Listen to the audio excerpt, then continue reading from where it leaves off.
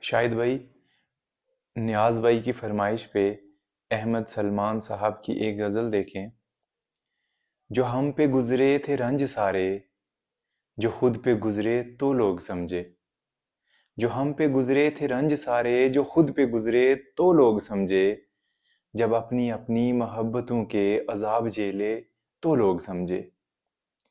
وہ جن درختوں کی چھاؤں میں سے مسافروں کو اٹھا دیا تھا، وہ جن درختوں کی چھاؤں میں سے مسافروں کو اٹھا دیا تھا، انہی درختوں پہ اگلے موسم جو پھل نہ اترے تو لوگ سمجھے۔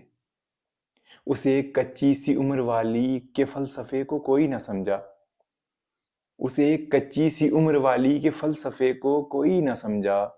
جب اس کے کمرے سے لاش نکلی، خطوط نکلے تو لوگ سمجھے۔